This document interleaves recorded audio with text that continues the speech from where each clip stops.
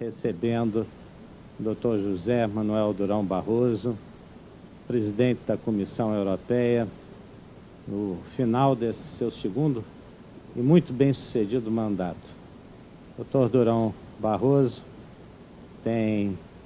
nasceu em 1956, março de 1956, espero não estar fazendo nenhuma inconfidência, em março de 1956, começou sua vida política muito cedo em Portugal, mas também é um professor, estudou Direito, é professor da Universidade de Lisboa na área de Direito, estudou Economia, se especializou nos Estados Unidos, começou como deputado algumas décadas atrás, tornou-se primeiro-ministro em 2002, fez o que eu entendo ser o primeiro grande ajuste fiscal do Portugal moderno.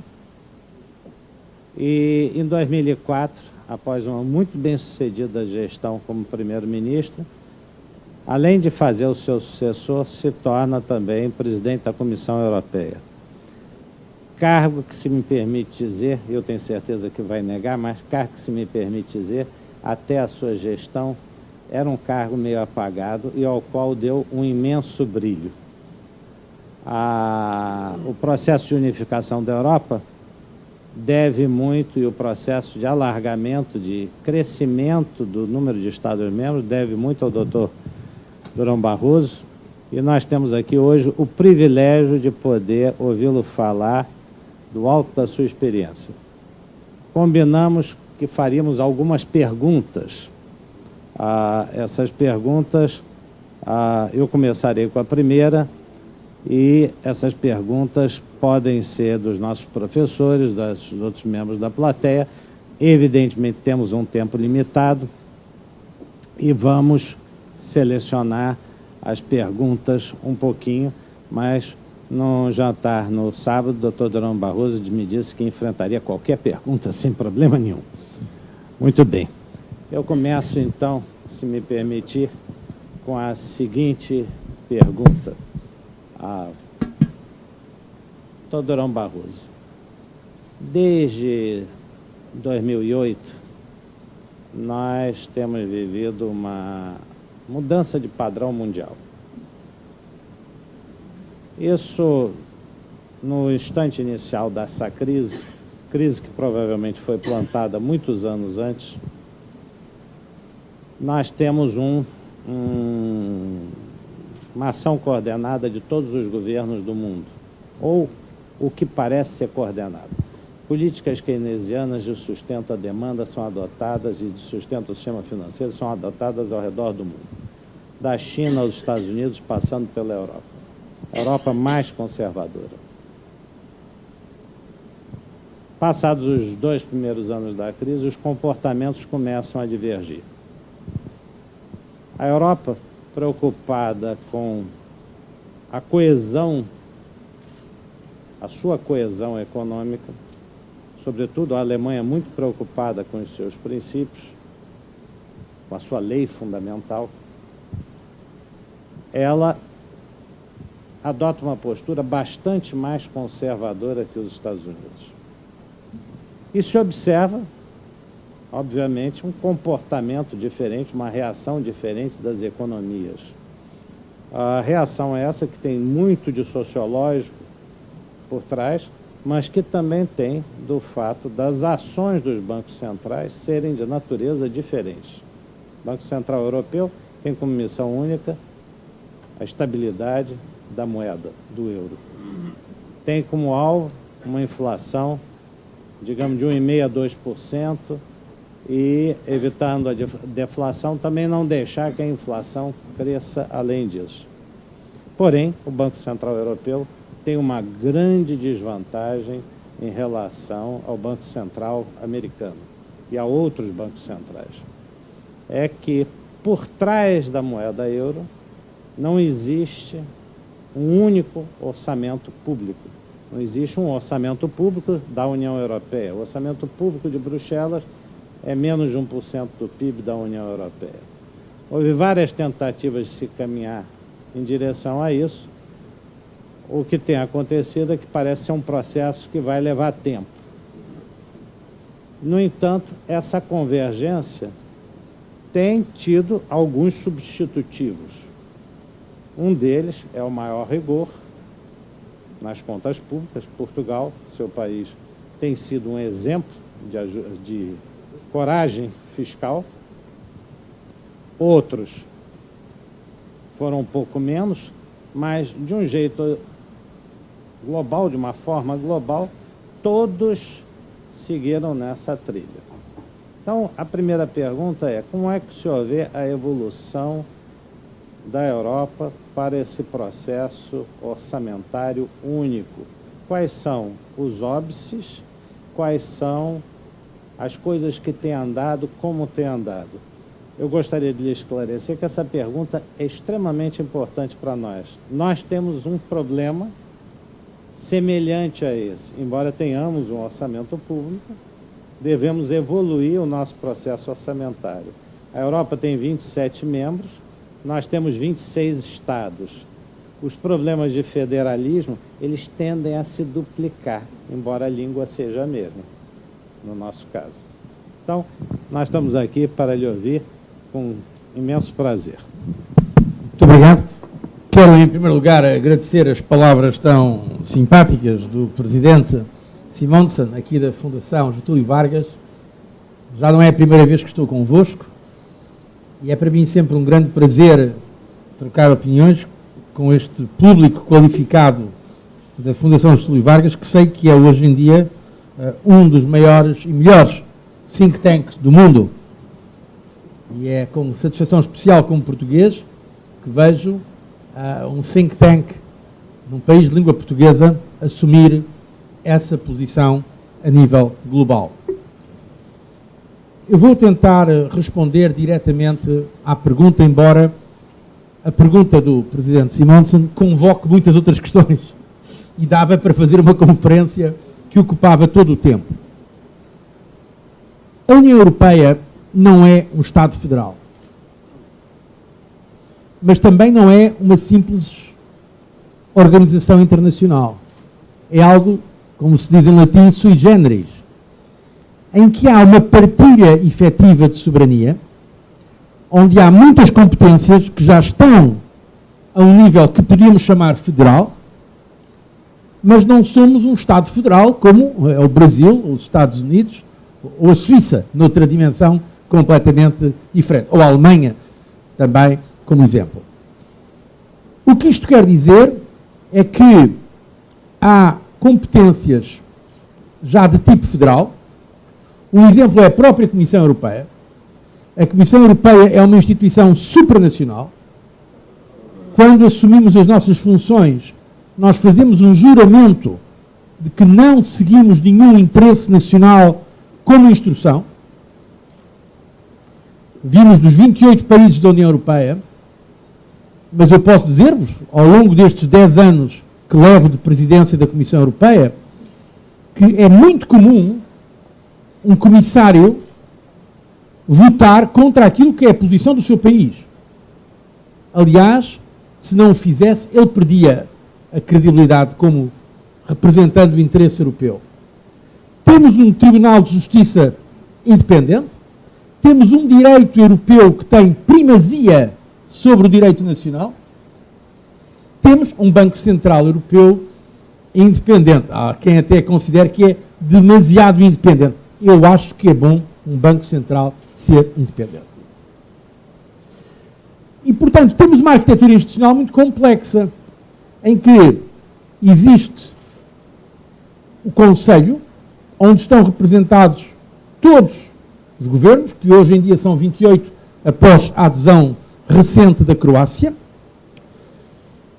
O Conselho, quando se reúne a nível de chefes de Estado e de Governo, e reúne-se 4 a 6 vezes por ano, o Conselho Europeu compreende o chefe de Estado ou de Governo, mais o Presidente do Conselho Europeu e o Presidente da Comissão Europeia. Depois temos o Parlamento Europeu, que é diretamente eleito pelos cidadãos, diretamente eleito, não são deputados nacionais que são mandados para Estrasburgo, há uma eleição direta. Foi agora mesmo a eleição, em maio, e temos a Comissão Europeia, que é um executivo, mas é um executivo que tem uma característica curiosa. Temos o monopólio da iniciativa legislativa. Não há nenhum... Os governos não podem apresentar propostas legislativas, nem o Parlamento. É a Comissão Europeia que faz. Mas depois não temos todos os poderes no Executivo, obviamente. Porque quem toma depois a decisão final é o Conselho e o Parlamento. Estou a dizer-vos isto para aqueles que são menos familiares com a estrutura constitucional da União Europeia, para explicar precisamente o porquê da falta de um orçamento muito mais ambicioso. O orçamento da União Europeia é sensivelmente 1% do PIB. Portanto, podemos dizer que o orçamento da União Europeia é mais ou menos, precisamente, o PIB de Portugal. Porque a economia portuguesa é cerca de 1% do PIB da União Europeia. Todos os anos, a Comissão Europeia administra um orçamento que é o equivalente ao PIB português e de alguns outros países da dimensão média. Não se esqueçam que na União Europeia temos 28 países e a média de população está ligeiramente abaixo dos 10 milhões de pessoas. Mas o que é que a crise mostrou? A crise mostrou que é necessária maior integração, nomeadamente na zona euro. Porque hoje em dia temos 18 países, dos 28, que já têm uma moeda comum, que é o euro. Entre parênteses, há 2 anos atrás, muitos peritos anglo-saxónicos, mas também não só anglo-saxónicos, previam a implosão do euro. Previam a chamado Grexit, a saída da Grécia. Não só não saiu nenhum país, como entraram mais. A Grécia não saiu, entrou a Letónia e no dia 1 de janeiro vai entrar a Lituânia. Vamos passar a ser 19 países. Portanto, o euro, contradizendo as Cassandras e os profissionais do pessimismo, eu tenho falado muitas vezes que hoje em dia há, especialmente em relação à Europa, aquilo que eu chamo o glamour intelectual do pessimismo. A verdade é que alargou. Só que a crise, que não foi uma crise do euro, nem provocada pelo euro, a crise foi uma crise financeira, iniciada com o caso Lehman Brothers, mas que contaminou muito a Europa, e uma crise da dívida soberana, e tudo isto, em alguns casos, com um fundo de falta de competitividade em algumas economias, nomeadamente nas economias periféricas, mas não só. O euro, contrariamente ao que se disse, nunca esteve ameaçado, pelo menos é a minha análise. O euro continuou sendo, e é, uma moeda forte, credível e estável. Se os senhores perguntarem à maior parte dos industriais na Europa, eles dizem que talvez o euro seja demasiadamente forte. Ninguém se queixa do euro ser fraco. E o euro, de qualquer maneira, tinha um problema. Isso é real. Embora a crise não fosse provocada pelo euro, a crise, na nossa análise, foi o resultado de um conjunto de circunstâncias financeiras, falta de regulação ou supervisão, comportamentos erráticos no setor financeiro, comportamentos errados no setor público com acumulação de dívida pública, mas também dívida privada, que levou a bolhas financeiras ou bolhas, sobretudo na propriedade imobiliária em alguns países. Por exemplo, a crise da Grécia tem uma estrutura completamente diferente da crise na Irlanda. A crise em Espanha tem uma estrutura completamente diferente da Islândia, que não é da União Europeia, e que foi o país que de facto quebrou, teve um default. Mas a verdade é que a crise tornou evidente que não tínhamos os instrumentos todos de resposta. E por isso criámos, entretanto, instrumentos como a criação do Fundo Europeu de Estabilidade, que vale cerca de 700 bi euros, portanto mais de 1 trilhão de dólares. Criámos regras muito mais imperativas, vinculativas, da chamada governação económica da zona euro, dando à Comissão Europeia novos poderes.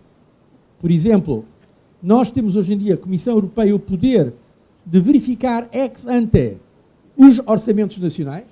Cá está mais uma competência que nem sequer muitos Estados federais têm. E criámos o início de uma união bancária, também foi uma proposta da Comissão Europeia, Banking Union, que dá ao Banco Central Europeu o poder de intervir em qualquer banco da zona euro. Porque precisamente verificou-se que no período anterior não havia, muitas vezes, a capacidade de prevenir alguns problemas graves no setor financeiro. Os reguladores ou supervisores nacionais, por muitas razões, não alertaram os outros acerca da verdadeira situação. E hoje em dia, o ponto-chave é este: a moeda única exige uma maior integração, pelo menos para a zona euro. E uma das questões mais interessantes dos próximos anos vai ser como aprofundar a integração da zona euro sem pôr em causa a integridade da União Europeia no seu conjunto. Porque temos países, como sabem, que não fazem parte ainda do euro, mas temos outros que não querem fazer parte. Nomeadamente, há um país, que é o Reino Unido, que tem um opt-out. Há outro, que é a Dinamarca, que tem o chamado opt-in. Não está lá, mas pode aderir quando quiser. Os outros, todos, em princípio, deverão aderir ao euro, e eu acredito que isso vai acontecer. Nomeadamente, os novos Estados-membros querem aderir ao euro. Até por uma questão de estatuto. Porque há a percepção de que, não estando na zona euro, se tem menos influência na decisão política e institucional. E aqui chega a questão do orçamento. O orçamento, nós, Comissão Europeia, queríamos mais. Este já foi o terceiro orçamento que eu negociei. Porque negociei um como Ministro dos Negócios Estrangeiros de Portugal, outro no meu primeiro mandato da Comissão e agora o terceiro. Nós chamamos a isto as perspectivas financeiras plurianuais, em inglês MFF, Multi-Financial Framework. É para 7 anos. E como havia esta situação financeira, alguns países, tradicionalmente os mais poupados ou mais relutantes em termos de integração, conseguiram impor que não houvesse um aumento substancial do orçamento. A posição do Reino Unido é conhecida. Fez questão disso, politicamente. E o orçamento na União Europeia é aprovado por unanimidade. O que torna as coisas, obviamente, mais difíceis. Enquanto que nas outras matérias a regra hoje em dia é a maioria, ou maioria qualificada, as questões orçamentais e tributárias são decididas por unanimidade. Portanto, em termos orçamentais, não vamos estar nos próximos anos perto daquilo que são orçamentos de entidades federais, como o Brasil, ou como os Estados Unidos. Salvo os Estados Unidos é na volta de 25%, eu não sei exatamente agora. Mas, aquilo que vos posso dizer, e que a crise confirmou, é que vai ser sempre no sentido de maior integração. Agora, claro, como disse o Presidente Simonsen, e bem, a União Europeia não é fácil. Eu diria mesmo aquilo que o António Carlos Jobim disse uma vez do Brasil: o Brasil não é para principiantes. A União Europeia também não é para principiantes. É uma realidade complexa, são 28 países. Vocês aqui têm uma língua portuguesa comum, nós temos 24 línguas oficiais. Toda a legislação europeia tem que ser traduzida em todas as línguas, porque a legislação produz efeitos imediatos. Na prática falam-se 2 ou 3 línguas. Mas há 24 línguas oficiais. Não há nenhum documento que não seja traduzido em todas as línguas. Senão não é lei. Não. E há diferenças do ponto de vista da cultura financeira. Não apenas entre o chamado Norte e o Sul. Isso é uma simplificação. Há uma diferença de cultura financeira, desde logo, entre a Alemanha e a França, que são 2 países centrais no projeto europeu. Isso explica por que razão é que a nossa integração vai ser gradual, mas aquilo que eu peço que vocês pensem é que não acreditem em tudo o que se diz no imediato. É natural. As notícias mediáticas, não estou a criticar, ressaltam o que acontece hoje, mas não veem a tendência de médio prazo. Hoje, a União Europeia tem muito mais competências do que tinha há 5 anos atrás. no meio da crise, houve mais integração. E houve mais integração porquê? Precisamente porque, para sustentar uma moeda única, e era o problema subjacente à sua pergunta, tem de haver uma construção institucional e política.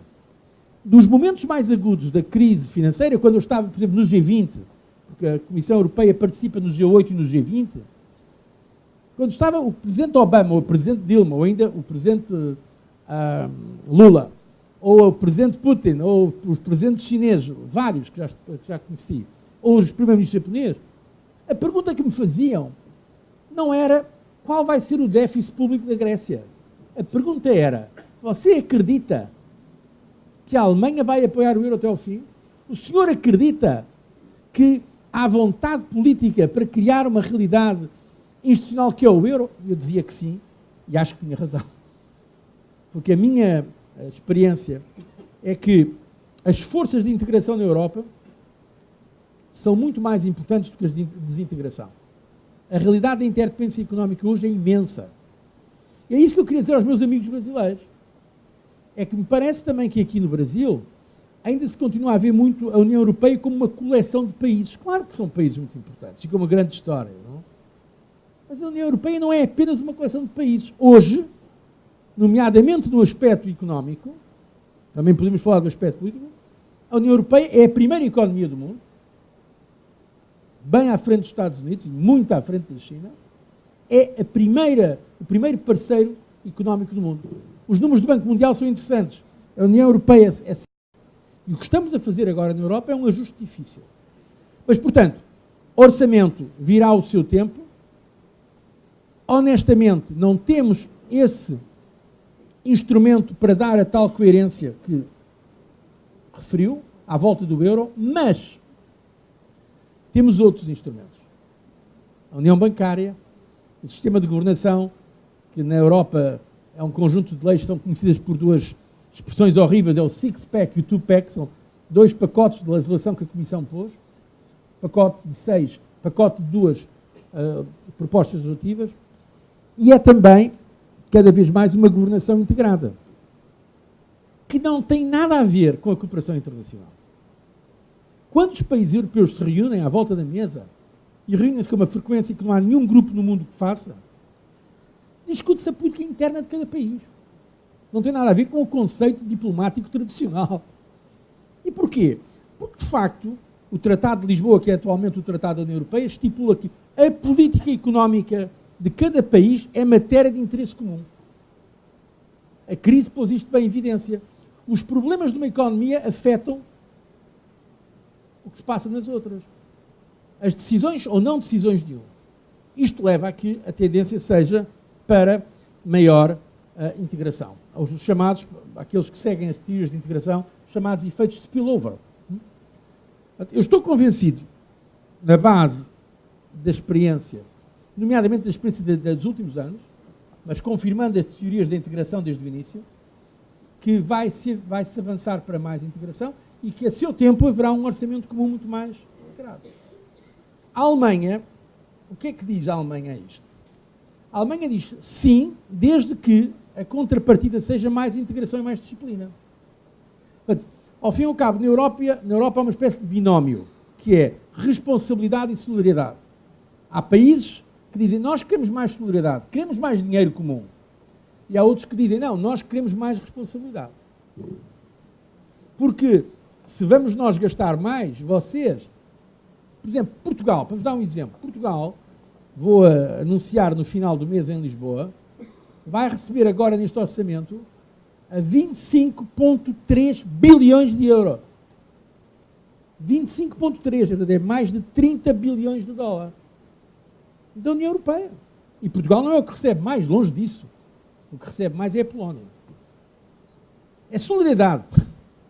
São os países mais ricos que transferem para as regiões menos favorecidas, mas ao mesmo tempo dizem, a Alemanha diz, sim, mas vocês têm que ter uma disciplina orçamental, porque senão o dinheiro não se traduz necessariamente, como sabem, em acréscimos de competitividade ou acréscimos de produtividade ou em crescimento mesmo, em geral. Bom, tentei dar uma resposta dizendo que, de facto, esse é o ponto crítico, não vai avançar para já, mas a tendência será nesse sentido. E há outros mecanismos para além do orçamento. O Banco Europeu de Investimentos é um dos maiores bancos de investimento do mundo. Também atua. Há muitas formas, fora do orçamento, de levar a uma integração económica maior. Nem tudo se reduz à integração por via fiscal. Há muitas outras áreas, incluindo, por exemplo, a harmonização normativa. Para não falarmos, lá está, no comércio mundial, onde é a Comissão Europeia que fala em nome dos 28. Quando se fala de comércio, é uma das questões. Quando se fala de comércio europeu, é uma coisa que não é a França, nem a Alemanha, nem a Inglaterra que negociam. É a Comissão Europeia, em nome dos 28. Claro que há uma articulação interna, mas os poderes da Comissão Europeia são muitíssimo grandes em termos de iniciativa e até de condução das negociações. Claro, sempre há de referêndum.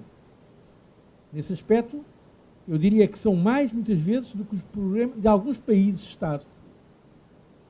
Porque, integrados, até porque alguns têm parlamentos que exigem muito mais controle nessa negociação. Bom, mas isto foi só para vos dar uma perspectiva geral. Eu acredito que a lição da crise, aliás, um dos fundadores da União Europeia, o Jean Monnet, chamados pais fundadores, dizia: a Europa far-se-á nas crises e como respostas sucessivas a crises. E eu continuo a pensar que é verdade. Porquê? Porque em momento de crise, os governos estão disponíveis para fazer uma integração que em tempos, como a gente diz, de vacas gordas, em tempos fáceis, é mais custoso fazer.